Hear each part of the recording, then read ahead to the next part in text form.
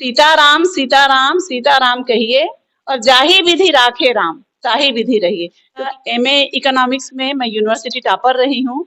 4 महिलाएं बैठ गई मतलब वो 5वीं किसी महिला की चुगली ही करती है और महिलाएं तो चुगली करने के लिए ही पैदा हुई हैं। ब्राह्मणों की बहुत ही दुर्दशा है आज के डेट में समाज में। हम जॉब कीपर नहीं, हम जॉब गिवर बनना चाहते हैं। जैसे आप अपने क्षेत्र में इतने आगे बढ़ रहे हैं, तो क्या आप आगे चल के राजनीति में आना चाहेंगे?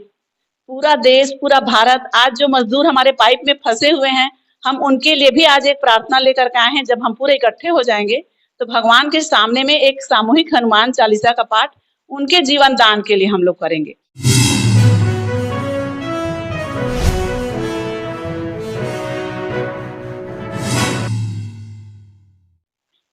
नमस्कार, जय हिंद, जय भारत। मैं पुष्पा साहू, मीडिया डायरेक्टर और टीजीपी मीडिया में आप सभी का स्वागत है। आज हम लोग कहाँ हैं? भाटापारा में, और अभी हमारे साथ में उपस्थित हैं उषा मिश्रा दीदी जी। तो सर्वप्रथम मेरे चैनल में आपका स्वागत है दीदी। जय जोहार, जय जगन्नाथ, नमस्कार। मैं उषा मिश्रा, अखंड ब्राह्मण समाज सेवा समिति छत्तीसगढ़ की प्रांतीय महासचिव हूँ। और वैसे तो मेरा कई ठो कार्यभार है, जैसे कि मैं जगन्नाथपुरी के शंकराचार्य जी जो हैं, उस शंकराचार्य जी की संस्था है महिलाओं के लिए आनंद वाहिनी, उसकी भी मैं भाटापारा बलौदा बाजार की जिला अध्यक्ष हूँ, जो कि मैं सन 2004 से इसकी अध्यक्ष हूँ और ये लगभग 19 वर्ष हो गए मुझे इस पद पर।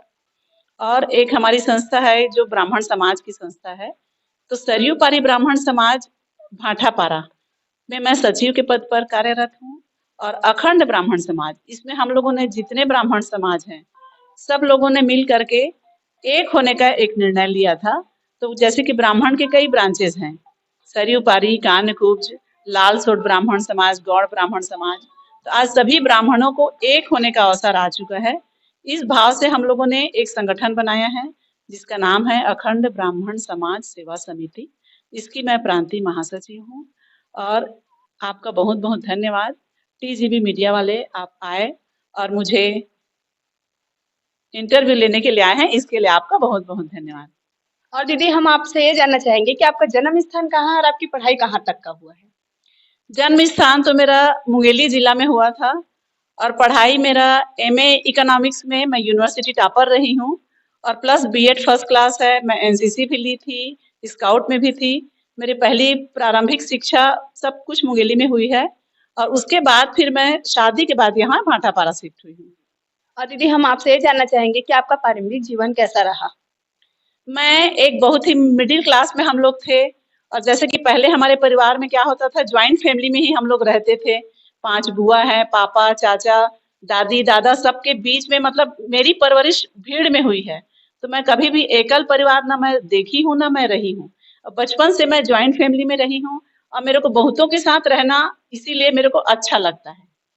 अच्छा दीदी, हम आपसे ये भी जानना चाहेंगे, जैसे कि आप एक नारी शक्ति हैं, तो महिला के उत्थान के लिए क्या क्या कार्य किए गए हैं?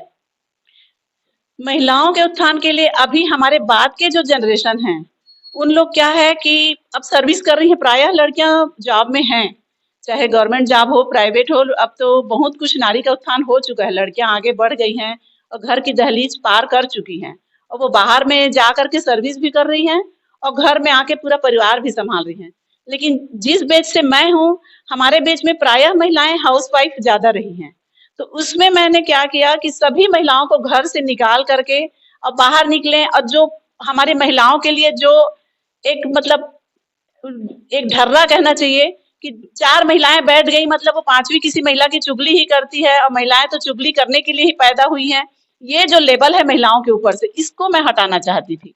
इसलिए मैंने जो संगठन बनाया है, हमारा कॉलोनी स्तर पे भी है, शहर स्तर पे भी है और जिला स्तर के बाद फिर पूरा प्रांत स्तर पे है।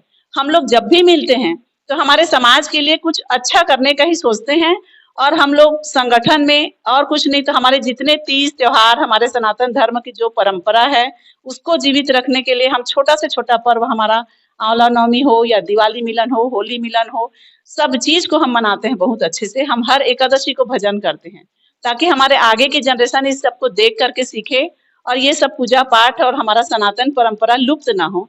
इसके लिए मैं प्रयासरत रहती हूँ और सभी नारी शक्ति को कहती हूँ कि आप अपने आप को ऐसा हीन भावना मत सोचिए कि हम जॉब नहीं कर रहे हैं तो मतलब हम हाउस वाइफ हैं तो हमारी कोई वैल्यू नहीं है करके।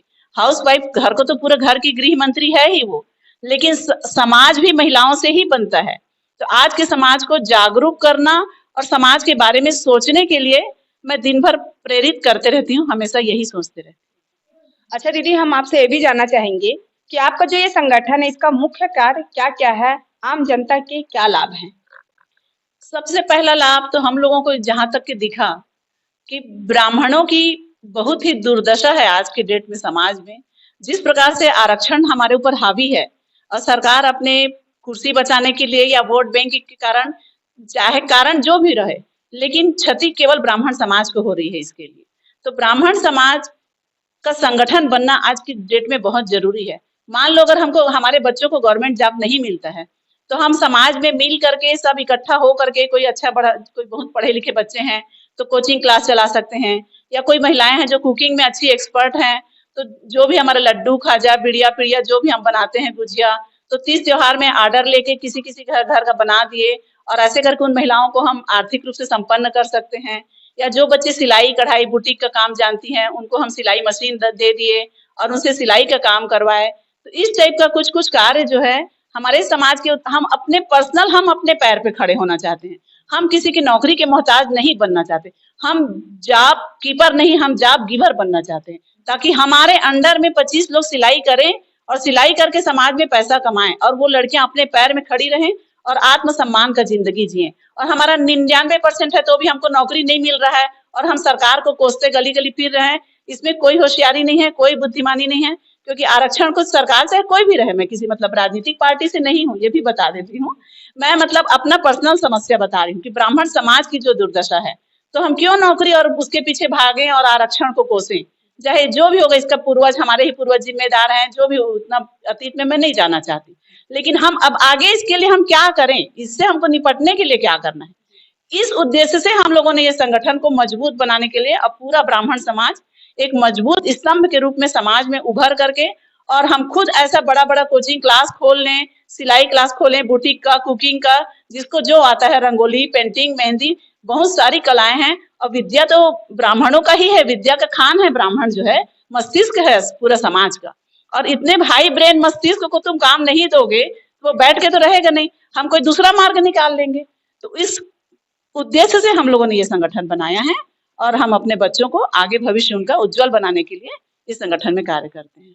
अच्छा दीदी, हम आपसे ये भी जानना चाहेंगे, जैसे आप अपने क्षेत्र में इतने आगे बढ़ रहे हैं, तो क्या आप आगे चल के राजनीति में आना चाहेंगे? राजनीति में आने का दूर दूर तक के मेरा कोई भी प्लान नहीं है। मैं हाथ जोड़ करके इस चीज को, मैं आज से 10 साल बाद भी आप पूछेंगी तो मेरा यही जवाब रहेगा। अच्छा, तो दीदी एक दो दोहा या मोटिवेशन वाले शायरी बोल देते आप तो अच्छा रहता।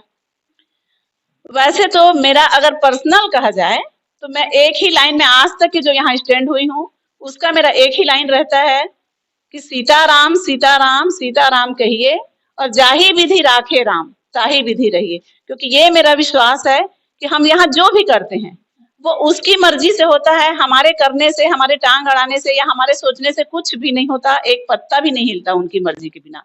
तो आखिर वो जैसा करते हैं उसको हम भगवान का ही संकेत मान करके, जो भी आज समाज में परिवर्तन आ रहा है या कुछ भी प्रॉब्लम आ रहा है, आरक्षण संबंधी, शिक्षा, लड़कियों के दहेज के संबंधी, विवाह के संबंधी जो भी परेशानी आ रही है, वो सब के ऊपर एक तो ऊपर का तंत्र काम कर रहा है, तो हमको उसके अनुरूप अपने आप को ढाल लेना चाहिए। बस मैं इसी एक मूल मंत्र के आधार पर अपना जीवन व्यतीत करती हूँ, और बाकी लोग जो भी समझे।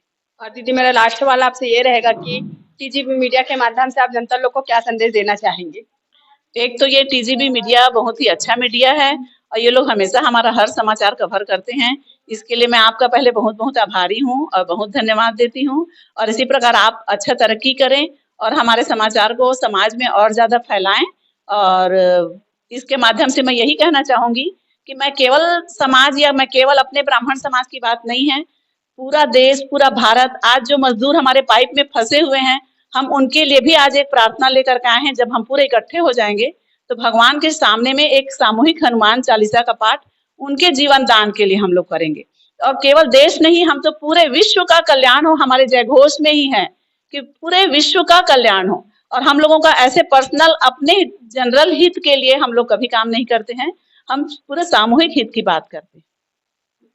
धन्यवाद दीदी आपका।